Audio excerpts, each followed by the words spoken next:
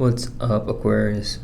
So we got the card description from card pulled in the Herbal Astrology Oracle deck by Adriana Yales, and then we'll go into the actual reading.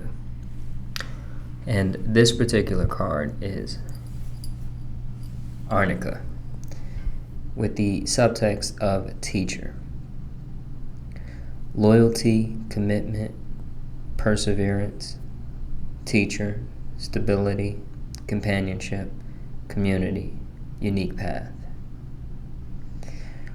Also known as mountain daisy, wolf's bane, leopard's bane, and mountain tobacco, Arnica grows abundantly in the alpine meadows in Europe and North America.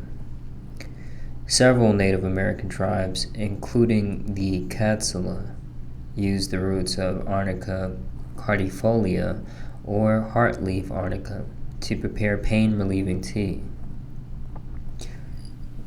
European remedies date back to the 16th century when arnica was used to treat black eyes, sprains, contusions. Arnica preparations have been extensively found in Russian folk medicine, where it was used as an external treatment for wounds, black eyes, sprains, contusions, uterine hemorrhages, heart and artery issues, and numerous other applications, partly because ingestion is known to cause severe liver damage and internal bleeding. Topical applications have been proven to be most effective in assisting tissue regeneration. Arnica stimulates a great amount of blood flow, allowing it to rapidly relieve pain and swelling, aid in healing in bruises and hematomas. The first written record of arnica appears in the Middle Ages, where it was referred to as alisma. Back then, it was used for the same reasons that we use it today. Old tales describe how arnica was planted at the corners of the field during summer solstice to protect from evil spirits. Direct contact with these spirits was associated with sickness and bad luck. Other folk tales describe the use of arnica on and around the solstice when it bloomed, and using plants to trap corn wolf, rye wolf, and grain wolf spirits, preventing them from leaving until the grain was ready for harvest. Arnica's extraordinary pain-relieving, wound and bone-healing properties fall under Saturn's rulership. Energetically, arnica embodies Saturn by supporting our energy to heal and mend after trauma. Arnica has long been associated with wolf medicine, symbolizing loyalty, leadership, community, intuition, and instinctual intelligence. Wolf, like arnica, teaches us how to become resilient teachers so that we experience a greater knowing and help others as we seek our own paths. When arnica grows in the wild, it is found in unique and mystical patches, showing us its unique form of manifestation and growth. Like wolf, it does not follow established pathways to find it finds its own ways off the beaten path and defying patterns of habit. Draw upon your power of the tribe to discover the power of co-creative support. Holding your unique power within a community further empowers your vision and capacity. Like a wolf, be fiercely loyal to your tribe while also upholding your unique talent. Okay, so before I forget, this is striking me as maybe something you want to hear in the Renaissance sermon that I'm posting, should be posted along with this video, but it's on the other channel. I'll link it in the description. But the last segment is about guilds and tribes of the Renaissance, and particularly this idea and this concept around the foundry. But there there may be very much a message there, especially if you kind of resonate with the idea of being a part of guilds and tribes and stuff like that, and kind of just maybe just like in terms of the Renaissance, new network of essentially just in more structured systems for independent groups to really climb hierarchies that they actually respect, and help support them in transforming the world around them and the world as a whole, I suppose. That is,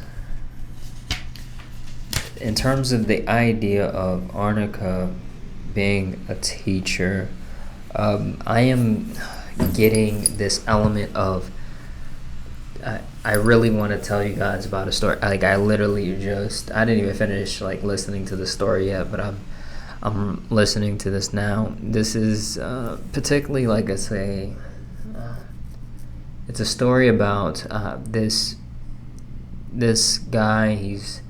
They're training in a village or something. His village is attacked, and it's attacked by essentially just alien forces or demonic forces, I think they're called. But they attack and they destroy everybody and they enslave people.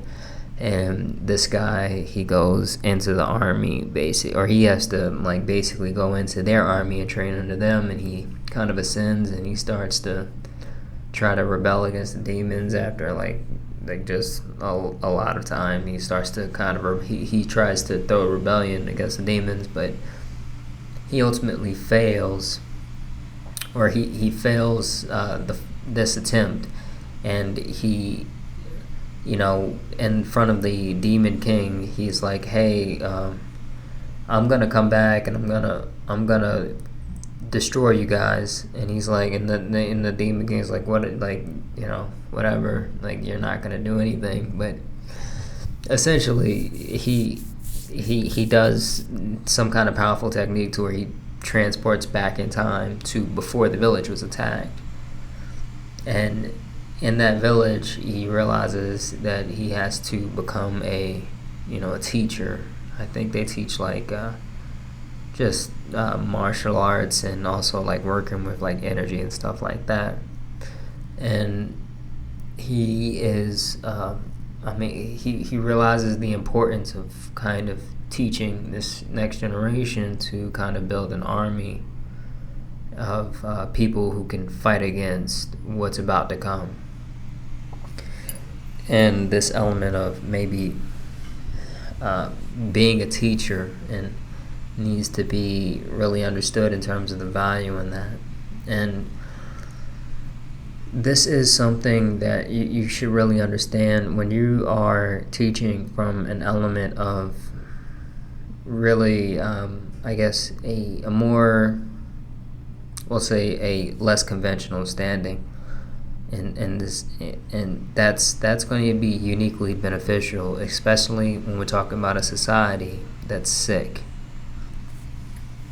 So what you have here in terms of the things that you may like, even if you haven't viewed yourself as a teacher in particular ways, you should understand yourself not in the framework and the value system within a sick society. You should understand yourself in the value and the framework of a society in healing, a society that is desperate to heal, because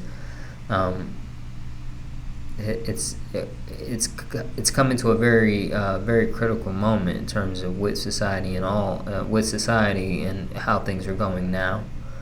So understand that and be prepared to relay that message, to essentially really do what you really value, the lessons that you have to give to the next generation.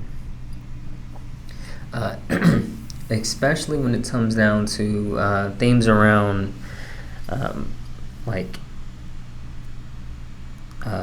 resiliency, building resiliency, how you build resiliency, because when we talk about unique paths, they do come with the idea and the aspect of having to be resilient and have to build resilience in a certain way and being tested on resilience in many ways. So that's ultimately like where a lot of lessons can really come into contact, especially with like I said, the generations coming up. They understand the society's sake, right? Like whether they're being told that, whether they consciously can kind of like really relay that message of a sick society being sick, they understand it. It's just how it is, and you may have something that is very much valuable and able to help them in their particular paths. So don't ignore that, and understand that you may be able to, just going back to that kind of story, you may be able to save them from some very serious hardships later on. If anything, I'm going to end the reading here. I hope you guys have a good week, and I'll see you next time.